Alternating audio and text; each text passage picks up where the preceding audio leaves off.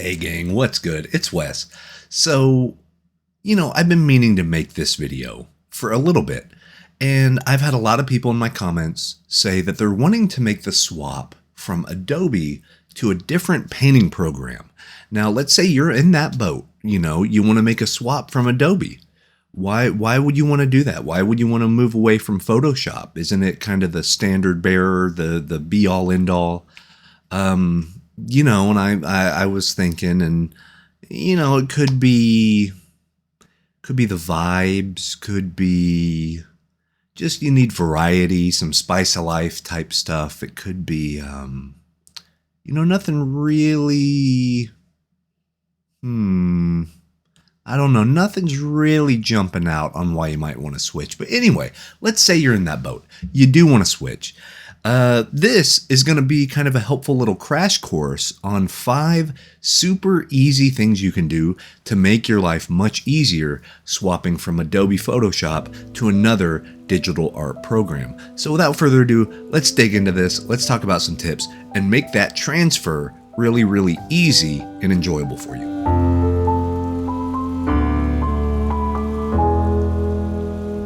All right, so you decided to make the switch. Good for you.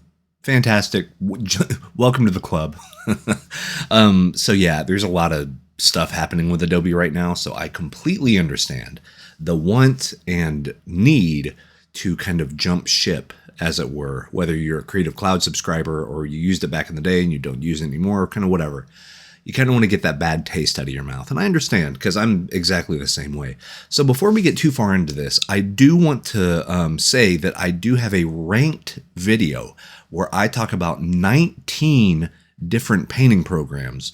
And I'll link it in the cards and stuff, but I also have the little thumbnail here, and I'll link it in the description below. If you haven't seen that one, that's going to give you a lot to kind of digest if you haven't made the decision yet on which one you want to swap to. But let's say you just need a really quick at a glance, okay, if I want to go from Photoshop to something else, what should it be?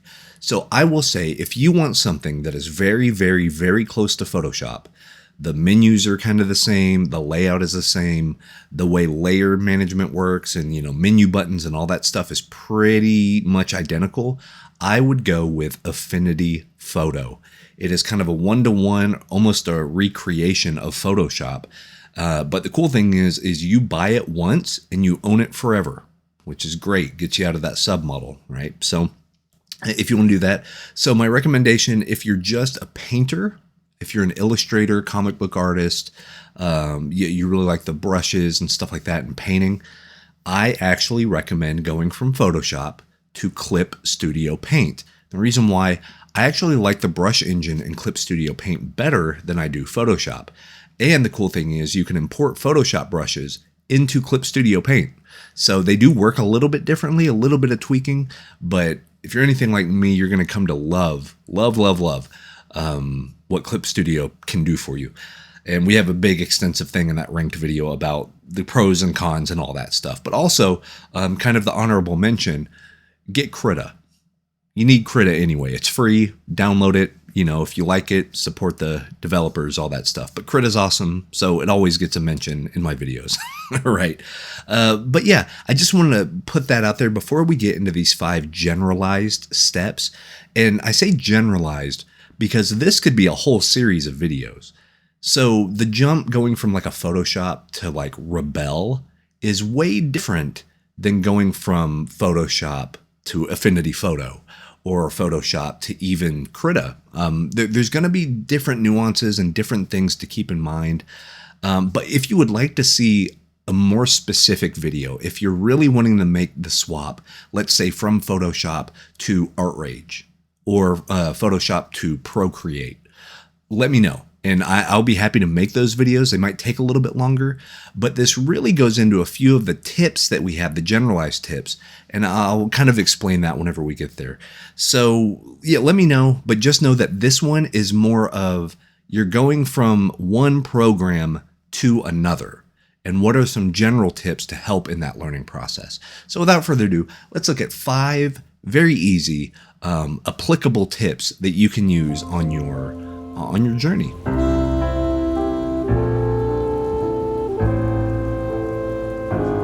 right, so for our 5 tips, we're going to keep these speedy and something that you can easily remember. So the first tip that I have, and it sounds silly, but this will do a lot for you. Click on things. That's not really a tip, but what I mean is really dig into the new program. If you just got the new program, you haven't really opened it, haven't really used it before, click on everything. Click on your menus, click on your layer panels, figure out your workflow stuff. Can you like drag and drop things like your layer window, drag it over to, your navigators, and where is the navigator, and, color picker and all that stuff. Like click things, kind of open up just a blank canvas and just start messing with stuff. Because the good thing is these programs are pretty good and you're probably not going to break it unless you're extremely skilled. And you kind of know how and why you want to break it. But a lot of these don't crash very easy unless you're working with huge files and stuff like that. So just get in there, start digging around and stuff. And really what I like to do whenever I get a new program is I actually set it up for the layout to be as close to Photoshop as possible. Which sounds funny. Why would you move from Photoshop to something else? Well, we've established a few reasons why, but I just like the way that feels. I've done that for so many years that I always want my navigator in the upper right. I want my layer panel with all my layers and stuff on the lower right. I want my brush menu, however I select my brushes, in kind of the upper left. And then the bottom left is kind of a wild card, depending on what that program does well. So for something like PaintStorm Studio, I might have, there's like a mixer panel where you can mix colors and then color pick super easy from it. I might put that right there.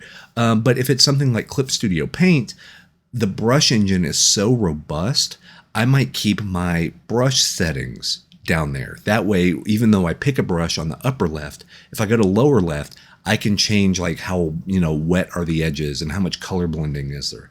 So really each program is going to have some nuances, and really just making it in a workspace that you're comfortable with already is going to make that the first part of that learning curve way, way, way easier. So tip number 2, go easy on yourself. Be easy on yourself. It's going to take time. If you're anything like me, you've had years and years and years of Photoshop experience. So you understand that program probably like the back of your hand. Maybe another program's not quite the same. There might be certain nuances in like the files. Filters might act a little different. On a recent stream, we actually took a look at what are the differences between the cutout filter in Photoshop and then tried to find that same type of filter in like Krita and Clip Studio Paint and things like that. So really finding the things that you use, and we'll talk about that in another tip. But just know this will take time. Even if you come to it pretty quickly, there might be small things that give you some hiccups, but be easy on yourself. Like show yourself some grace. You're learning essentially a brand new thing. Every program has its own feel, and the feel is not something that you can really explain. And, I've used dozens and dozens of programs, and I can tell you the nuances of each one by how my workflow is, but that may not match what your workflow is. So give yourself a little bit of time, give yourself some grace, and just explore a little bit. So be easy on yourself. You'll make it happen. Trust me. So number 3 is a big one. So with this one, check your brush compatibility. A lot of programs, especially Clip Studio Paint, Affinity Photo, even Procreate, can import Photoshop brushes. So all of the ABR brushes that you have, that you maybe downloaded from packs, or you bought some of mine, or you got some free ones online, check to see if they work in your new program. So they might not. I will say Photoshop and Adobe have a proprietary brush engine. So some of the settings and features that you'll get from some Photoshop brushes may not transfer over directly. I will say the best compatibility I have seen is going from Photoshop to, ironically, Clip Studio. Clip Studio has a lot of the nice wet blending, mixer brush-esque modes with their brush engine that can duplicate and really mimic some of those more nuanced Photoshop brushes. You would think it would be Affinity Photo, but Affinity Photo is still a little behind, in my opinion, on the compatibility. It can bring in the brushes, but some of the settings, whether it's smudging or kind of a dual brush texture engine thing, some of them don't really work one-to-one. And this is a few years after Affinity Photo has come out. So, they're constantly improving it. But yeah, always check what that brush compatibility is, because what's going to make your life way easier is if you can use the brushes you're already used to. You know what I mean? You're not having to relearn everything from scratch. You can bring something, almost think of it like a security blanket from home, right? You have your binky or whatever it is, and it's going to make you feel more comfortable. So bring those brushes in, see how they work, see how you can edit them, and that's also going to teach you more about how the brush engine for your new program works. So it's always worth a shot. So number 4 is actually, I think, the one that you're going to learn the most from.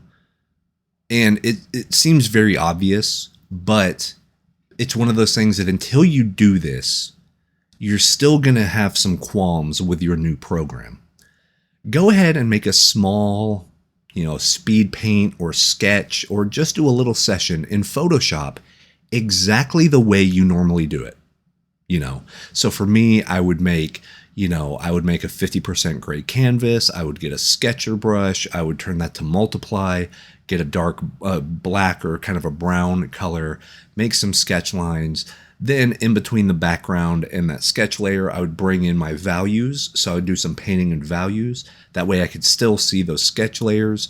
And then I would do a color overlay wash and add some colors in, and then merge everything together, and then make a painting from all of that, having all that information there. Make that little deal, only spend an hour or two on it, Then do that exact same project. I'm talking the exact same steps, the exact same colors, the exact same brushes, if you can. As much as humanly possible, mimic that entire process over on your new program. Because this is going to show you and teach you where the things are that you will actually use. Okay, that's a big, big deal. A lot of times when you get a new program, you get so caught up in, if you're reading the manual or you're looking at YouTube tutorials, you'll see 400 pages of oh my God, what is all this? And what are all these graphs? And this is weird. And what's all this, data points and blah, blah, blah. A lot of that stuff you're not going to use. I've always said, I've had Photoshop and I've used it since the early 2000s. I maybe used 10%, probably not even 10% of what that program does, but it fit my needs. You know what I mean? I found out what my method is, and I could do my method reliably. That's all you need to do in this new program. You don't need to reinvent the wheel. You don't need to really think outside the box. You will have the benefit of solving problems in a slightly different way, because maybe you have to go to a different menu, or maybe you have to do a different layer blending mode that you're used to. But you're still going to have the same impact, and you're still going to have that same workflow going from place to place as far as programs are concerned. So make it an easy project. It could be an orb. You just draw a circle and you do your thing normally in Photoshop. Then go mimic that painting to the best of your ability, because it's fresh on your mind. If you can do this exercise on the same day, meaning you make your Photoshop thing and then immediately after an hour time limit goes up, do that same hour in the new program, you'll be amazed at how quickly you kind of fall into that repetition and the comfort of your normal working method. And that's all this is. You just want to replace Photoshop because they may be doing some stuff you don't agree with. You don't have to become an oil, painter instead of a watercolor painter. It's not that dramatic of a shift, really. Just find your workflow, mimic it, and do that over and over. And then it's going to become your new normal. So yeah, just make a small project and then see how they compare. It's a lot of fun. You've even seen some of my videos where I'll do like ArtRage versus Rebelle for, thick colors. I literally do the exact same painting in the exact same way. And I have video proof of it. You know what I mean? So that's how I can always compare and contrast these programs a little better, is I just keep doing the same stuff. And, it does teach me quite a bit about the nuances of the new program. All right. So number 5, here's the one that's going to get people in a tizzy. All right. Number 5, the last one. It's not necessarily saving the best for last. Honestly, I think number 4 is probably the best one as far as like learning the most. But number 5, you don't actually have to switch. You don't have to. If you like Photoshop and the other stuff just doesn't work for you, don't feel guilted. Oh, my internet buddies are going to be mad that I still use Photoshop and, I need to shake my fist at the man. I get it, man. If you're part of a studio and they only use Adobe, if you've only used Adobe and you have your comfort and you figured it out and you got your method and it's making you money or it's bringing you joy, or you're leveling up your skills or whatever, and you don't really feel that urge to switch yet, don't. Hey, I ain't your mama. I ain't gonna, it's fine. It's fine. This whole thing is about creating art. So do that wherever it is and however it is.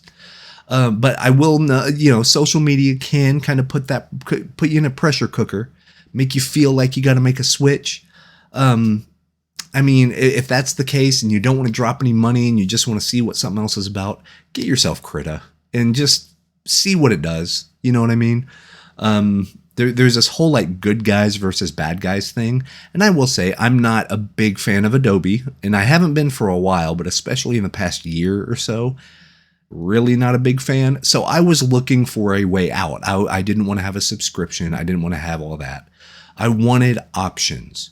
So while I love a lot of what Photoshop has to offer throughout the years, now I'm back to using my old CS6 version that I got in graphic design school.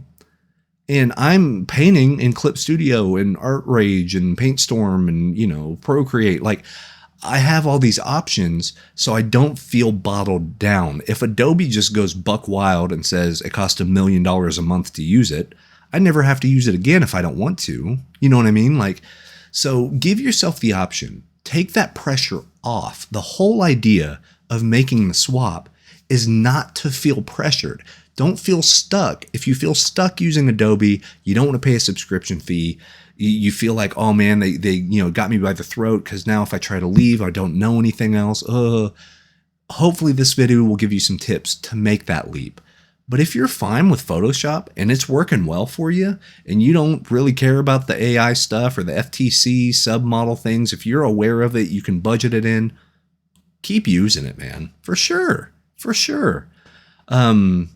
One slight jab at Adobe. I have seen the newer Adobes crash more than any other painting program, but that's just my anecdotal evidence right there.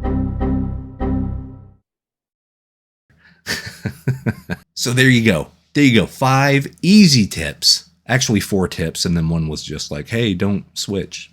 But anyway, 5 easy things to think of and keep in mind if you are contemplating making the switch from Adobe Photoshop to another painting program. Like I said, if you want to see a very specific one, if you want to see one of these that actually goes kind of by the numbers, looks at different things like, oh, if you want this filter, it's called this in this program. If you want one of those, please let me know. I'm more than happy to make some of those. But there's so many painting programs. Like I said, I have that ranked video. We look at 19, and that's not even all of them. I missed 5 or 6 at least. There's so much to choose from, So don't think you're going to make the wrong decision by staying or jumping to a new program, because you're not. This is about your creativity, your output, your comfort, and learning your tools on how you work. So whatever that looks like, stick with it, stay true to yourself, and all things are going to be gravy. So that's my time. If you haven't subbed already, I do appreciate it if you would. But once again, I ain't your mama. I ain't going to tell you what to do. But that's my time. I've been live streaming So if you want to catch me live, I'm going live every Saturday night and every Wednesday night, Central Standard Time here in good old Texas, US of A. And we're having fun, man. We're already, 3 deep, and it's been a blast. We've done tons of paintings and Q&A sessions and stuff. But of course, if you can't make it live, we would love to have you live if you can make it. But if not, the archives will always be available free of charge here on YouTube. So I just want to give a shout out to all the people that have been super supportive so far on that. Hope you've been enjoying the streams. Hope you're enjoying these videos. And until next time, go make cool art no matter what you're using, whenever and however you want to use it. That's all on you. But we'll see you next time. Peace.